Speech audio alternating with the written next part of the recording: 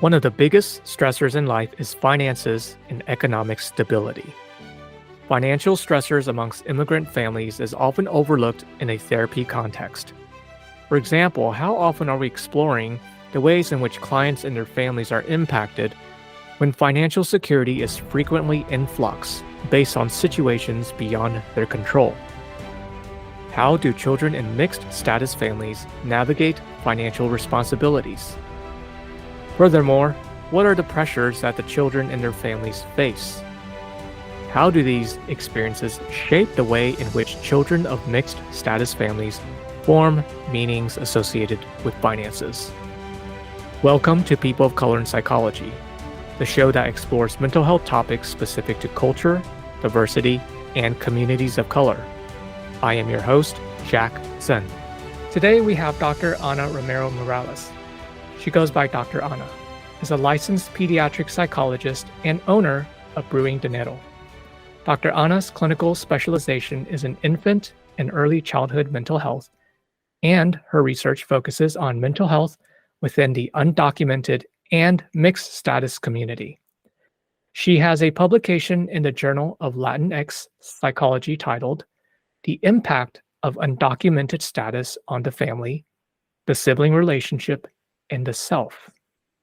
As a Latina, first-generation immigrant, Dr. Ana will be discussing the role of considering financial stress and intersecting identities with immigration status.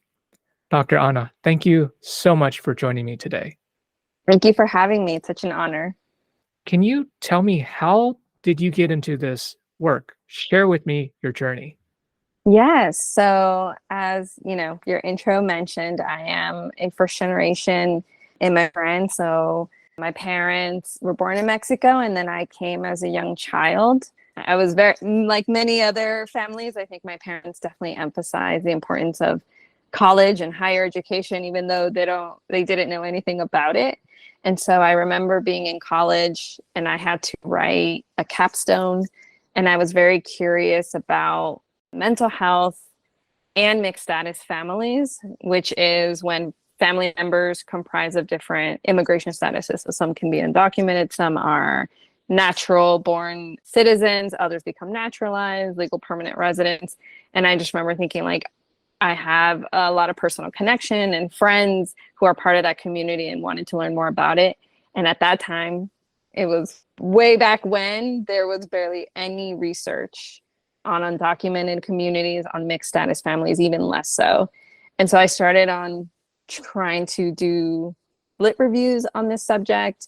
I went to a master's program in Los Angeles because I wanted to be a community college counselor to help other first gen students get through the higher education pipeline. And again, I had a boss of mine ask if I wanted to participate in a panel and to discuss the subject I found interesting. So I did.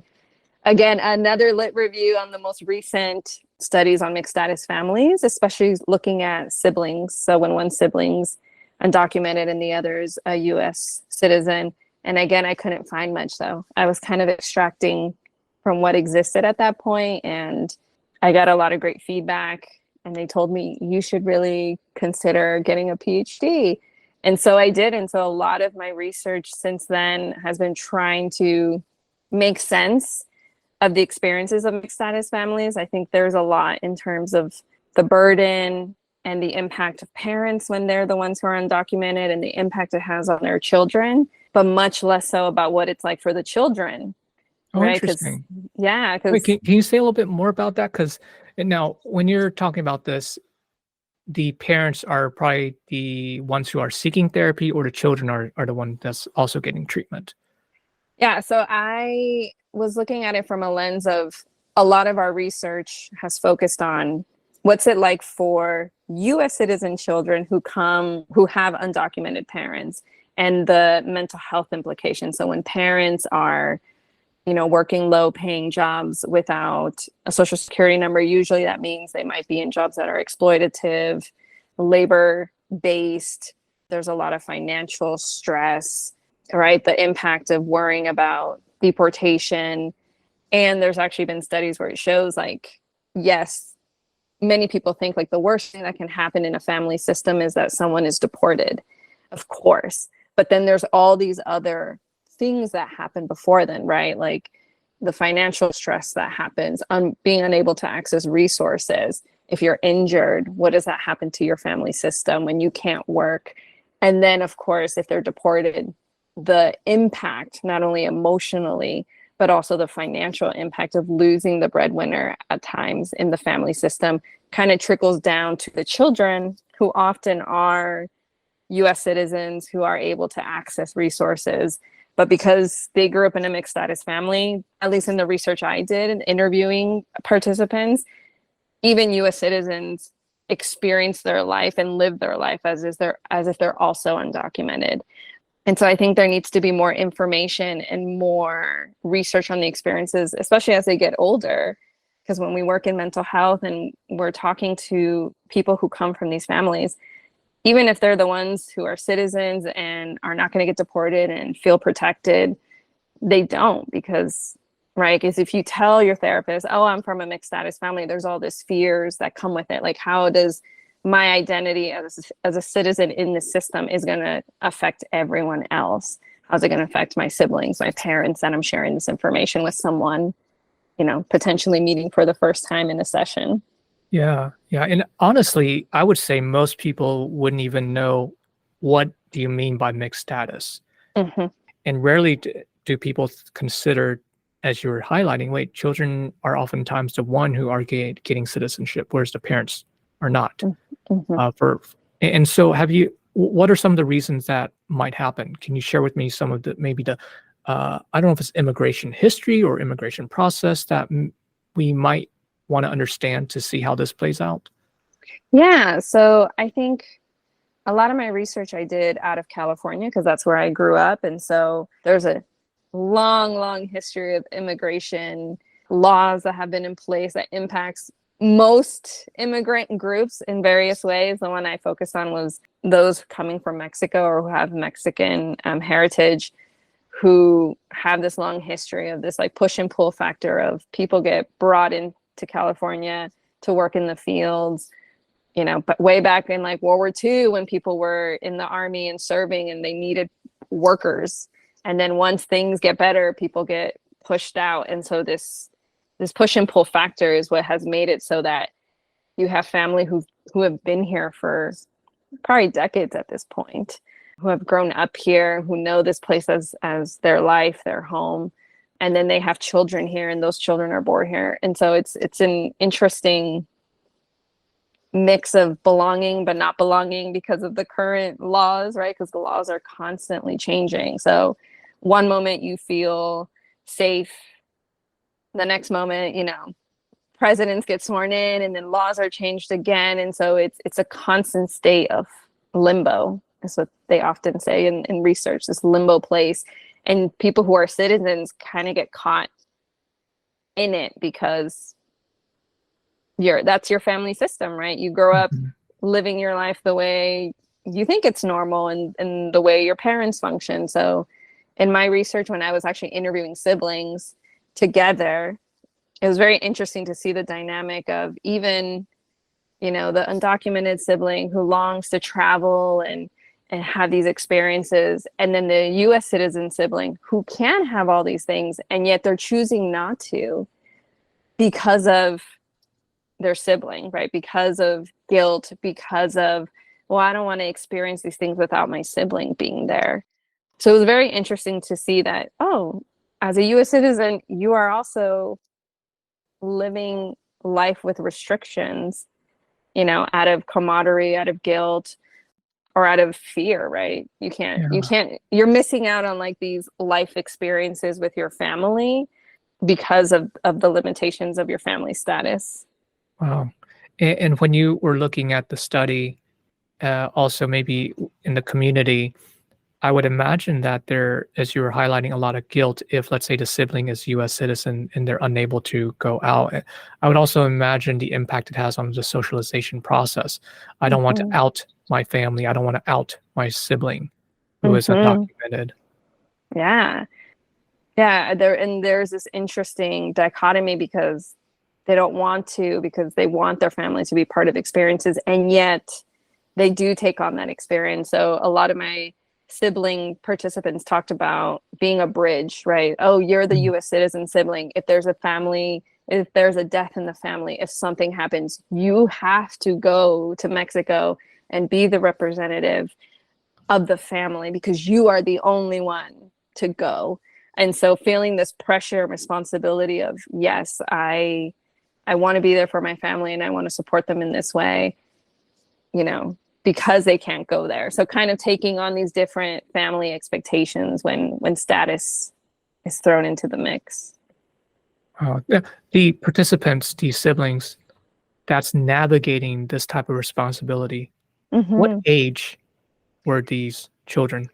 So my youngest participant, and this was for my dissertation study, was 18, had just turned 18. And then I want to say that the older, I think, was like early 30s. You know, very interesting, right? When you're 18 versus when you've had time to process things differently as, you know, someone in their mid 20s and 30s. So it was very fruitful conversation to also hear about how these siblings have never spoken about this Oh, until I had that interview with them. what? Um, So yeah, the so siblings aren't communicating to each other at the end. Wow.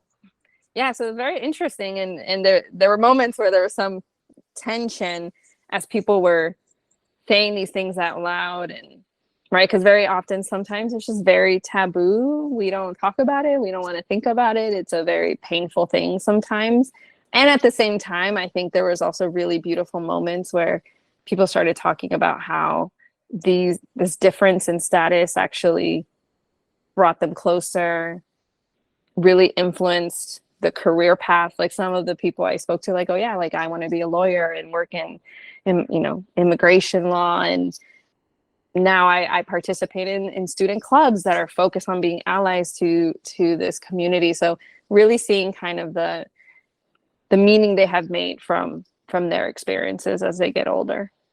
And how did the financial Mhm. stressor management come into the picture? Yeah, and so that for me didn't come until after I graduated from my PhD program, which is interesting because throughout my education, I've always been stressed of like, how am I going to pay for school? I need to apply for grants. I need to apply for scholarships. I need to, you know, my parents were like, you should have been a doctor or an engineer or do something in business so that you could have a job that will provide you financial stability. But it wasn't until after graduate school that I moved to Colorado to do my internship, and I got a package from Fidelity with my investments. And I was like, oh, I have worked throughout graduate school and I don't ever remember hearing about grad students being able to have a retirement fund, and what exactly is this and what do I do with this now? I definitely felt like I'm in my 30s and I don't know. I know how to write a grant and a lit review and all of these things. I wrote a dissertation, but I have no idea how to manage my finances now that I'm outside of, you know, education.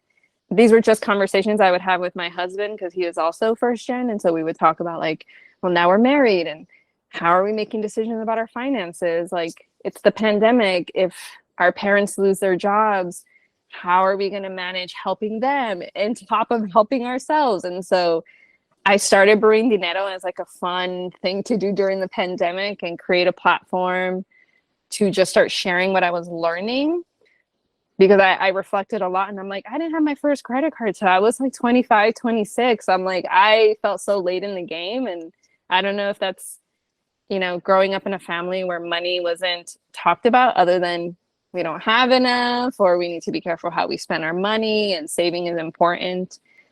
And here I am trying to learn this now as someone outside of higher ed. And then it just started kind of having a momentum. I started meeting other people in the personal finance world. I got a scholarship to become an accredited financial counselor, which I'm doing. I'm in the middle of getting my hours for that and learning that, oh, finances are not just numbers. It's also a lot of mental health, right? If we're anxious about our finances, we're going to manage our money in a certain way. If we have a lot of trauma about poverty or losing money, right? We're going to act or we're going to manage our money in a certain way as even as an adult. And so I started kind of bridging the mental health knowledge that I had with the financial knowledge that I was starting to gain. And that's when I started looking at mixed status families. And I'm like, wait, yes, my dissertation didn't focus on finances. And yet there was a lot of conversations around money. Like I had siblings who talked about the college going process and, one being like, my sister is a citizen and she can access financial aid and she can access scholarships. So I'm trying to help her get there by sending her all these things that I could not have as an undocumented person. I had another participant who was much older than their US citizen sibling. And so she worked to pay for their siblings' education from a very young age. And so you see these finances and these stressors kind of weaved in throughout their narrative, right? Jobs was a big one. So I had a lot of siblings talk about, I'm the undocumented one. I wish I could work at McDonald's. Instead, I have to work under the table to be able to make some money versus my US citizen sibling can work anywhere. So even then there's, both in a place from tension and in a place of like helping one another. Finances were definitely woven into their experiences. And unfortunately, I think it's something I didn't learn in grad school. We never had a class on like financial psychology or how to help clients when they come to you. And maybe it's not the center point of why they're in therapy, but it might be lingering in the background. Yeah, as you're talking about that, I'm also reflecting on some of my clients, especially the couples, where you have couples may have disagreement on the finances. And when you examine the ideas in a relationship, as you're talking about with finances, where did these constructs come from? And as you're mentioning, a learned process early on. For instance, some people approach them with scarcity mindset. I never had any finances, so I'm going to keep squirreling away. And also approaching work, I have to keep proving myself, keep doing this. I might lose my job. There's this fear aspect that's associated with the financial management piece. Yeah, and I think especially for mixed status families or undocumented, communities, it's also what they grew up either hearing from their parents or what they experienced in their own home country. So I've gone back to Mexico to visit family and be around my husband's family. And I've heard a lot of conversations about like, we don't trust banks here because money keeps disappearing from our bank accounts. And so I'm like, oh, that makes sense. Like if you grew up in a country where the banking system was different or, there was a time in your life where the economy wasn't doing well. And then you come into a different country like the US where you tell people like, don't leave your money at home. Like you want to have it safe in a bank. Like they're not going to trust that given their prior experiences. And so I think especially with families that are, generational and especially mixed status families, that's something to keep in mind. Like it's great to offer advice, but you also have to know like there might be something in their decision making that is influencing that, especially how intimidating it can be to like call a bank if English is not your first language. Or I know I've had this experience where I've called for clients of mine. I've called different banks to be like, I'm calling to see if I can open a bank account if I was undocumented. How does that process work? Half the time, the customer service people are like, we don't understand. What do you mean? What does that mean? I'm like, okay, well, what if they have DACA? They have a social security number and they can work. How can they open a bank account? And having to explain to the people like, this is what DACA is, or sometimes on a lot of bank pages, they'll say like, as long as you're a US resident, what does that mean? Like you're a legal permanent resident or you live in the US and so you're a resident. And so sometimes even a simple thing like opening a bank account gets very stressful for people who are undocumented or, have DACA. I mean, all the mental energy just to try to define legal status, residence, citizenship. Oh my gosh. I mean, that's more barriers, more reason for me to not open up a bank account if I had to go through all those hoops. Mm-hmm. Yeah. And Yeah. especially if you want to get further into the planet, right? If you wanted, like I remember calling Vanguard, which is an investment company, and asking them like, okay, if I'm undocumented, how can I invest in your like open an investment account and start investing in the stock market? And right, having to, again, for my clients, like imagine if they had to be the ones to call and disclose their status and go through this process. Like, yes, you probably wouldn't want to keep going. Mm-hmm. And tell me more about the Brewing Dinero. Is it a nonprofit organization, or is it? What are the services? Share with me what you like our listeners to know. Yeah, so Brewing Dinero has definitely, it's only been around for 2 years or so. It's supposed to be a platform where people can start their education process, where they can start learning about financial services that they have a right to access regardless of their immigration status. Since then, I have done workshops mostly online, talking to high school students about scholarships and how you don't have to get into debt for school. Like there is money out there, and trying to get that message out more, because there's a lot of myth around legal status and accessing money, especially in scholarships. And now I provide coaching programs. So I do a 6-month coaching program where I meet with clients every 2 weeks to work on their goals, whether it's I need to learn how to budget, or I need to start paying off my credit card debt, or my student loan payments are kicking in, or I want to know about investing and how I can do that. And also in that, we sort of work on this money mindset, like, okay, let's talk about your feelings about money. How do you spend? Why do you spend the way you spend? Because the goal is not just to, of course, learn all these financial skills, but also for it to, right, just like in traditional therapy, we want you to sustain those skills over time so that when you get into debt again in the future, you have the skills, but you also have this mindset where you won't spiral right into that stress that finances tend to get us into. Mm-hmm. Mm-hmm. And the folks who are using the service, are they mostly organizations, schools that are hiring you that would seek you out? Yeah, so the workshops have all been done at universities, because I am a big proponent that even when you're in college and maybe you're not working necessarily, it's good to hear this message early so that when the time comes, you have it.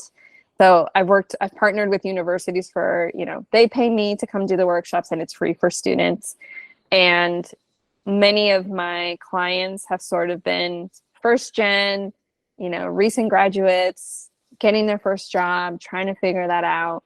And also, surprisingly, I feel like now I'm having a wave of sort of that like millennial. The youngest have been like maybe like mid 20s all the way to about mid 30s, where now there's either this, I think the new generation, because of social media and access to information, like the younger generation is like, oh yeah, I want to start investing. I'm like, wow, when I was in my mid 20s, I was barely opening a credit card to build my credit, and you're already starting so early. And then we have people who are like, I've been in school and now I'm finally out, and I'm also equally as lost. And I was like, yes, I know that feeling of like, oh my goodness, now I have to pay back this debt, and I have my degree, and now I'm getting my first, paid job, and trying to get, sometimes there's this feeling of like, oh my God, it's too late. I should have done this earlier, but it's hard if you don't know what you don't know at the time. That makes sense. Totally makes sense. Now, for our therapists, faculty members, or professionals who work with clients who may experience immigration status or mixed status communities, is there a recommendation that you would offer them? Yes, I think, and I appreciate this when I was in grad school, of like, you're not expected to be the expert on everything, right? And so I think one of the biggest things that you can do as, a professional working with clients is building relationships with people outside of that field. Like, they're not only financial counselors out there, but there's also actually financial therapists who do therapy solely focused on that topic. And so building connection with professionals, so that when you do come across a client who you realize like, yes, there's a lot of other stuff, but finances are really causing a lot of stress, of connecting them with these people. Or there are a lot of organizations who provide financial workshops to help people be in a place where they're starting to feel a sense of control over their finances, and also recognizing like there's an entire systemic, thing that's hard to change. But I have found that in working with my clients, like once they start feeling knowledgeable about their finances, what they can access, there is a sense of relief of like, okay, I feel in control. Like, yes, I still have a lot of debt. Yes, I'm still working through my budget, but I feel confident in managing these things, and it can truly make a difference, right? It might, just like anything, everything's intersecting, right? If I'm anxious about work and other things, but maybe now I'm getting a sense of my finances, that stress might trickle down to other places. So, building those connections and having that as a resource to give clients when you start noticing those things. Mhm. You're saying in many ways, developing these relationships with professionals who have certain areas of expertise and specialty you may not have, and to take that further and possibly even following up with these students or clients Yeah. in the therapy session. How did that meeting go? Or Hmm. just to support them in many ways, giving them the vocabulary, the space to feel empowered in managing those finances. Yeah. Yeah, yeah. As a person of color, Hmm. can you share with me a challenge that you have experienced that you would be willing to share? And this is also a challenge that you overcame. Yes. I think one of the biggest challenges that I've had, especially being first gen, I've had to navigate college, and then I've had to navigate high school because my parents, my mom has a fifth grade education, and my dad was able to do some high school back in Mexico. Has been to like always sort of learned how to navigate things and financiers for myself. Um, and I think college was a very big stumbling block for me because I didn't know how to advocate for myself. I didn't know how to ask to be part of groups that would give me more resources. I sort of was always like, I'm just supposed to figure it out as a lone wolf. And I think by the time I got to grad school, I learned enough to kind of get through, but still sort of this struggle, like, my goodness, here's another system I need to figure out. But I think it's taught me a lot on how to help myself. And that's why it's really important for me now that I've figured out or navigated the financial system, that I want to share it with other people, because I think it's really hard to do everything by yourself. And when you're also the oldest child, right? I'm navigating all these systems for myself, for my younger sister, for my cousins, right? For everyone in my system. And so I think that's why I think I'm very passionate about, personal finance, is because it's not just about helping my client, learn how to do all these things, but I know in our conversations, I'm like, you are also the caregiver of aging parents. You plan to have a family. You have a whole community that you're a part of, and you learning is going to trickle down to all of them. So I think that's been a challenge and also a blessing, in having to learn the hard way sometimes how to navigate our systems here, because it's very hard and it's very daunting. Yeah, that's so beautifully put. Having gone through such a challenging experience, spearheading for the first time, learning to navigate all these systems, and you see the value in also pulling your community, your family, also bringing them up. Yes. My Yeah. sister, the minute she turned 18, I was like, I am opening you a Roth account.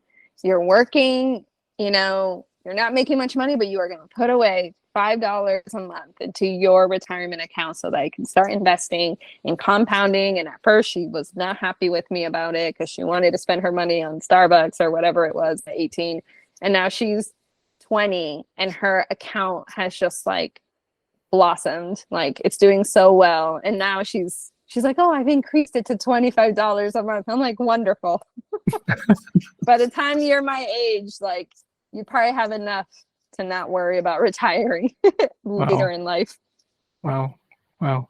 I just want to echo this message of how important it is to have people of color as part of the psychology program, to see the relationship of how mental health is basically infused in many things we do.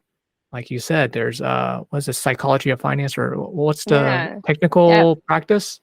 I think there's, financial psychology, financial Financial therapy. psychology, financial therapy. Yeah, yeah. And how can we support you? You can support me by checking out my Instagram page. That's where I'm often at Brewing Dinero. Brewing because I survived off coffee in grad school. And so coffee, brewing, and dinero means money in Spanish.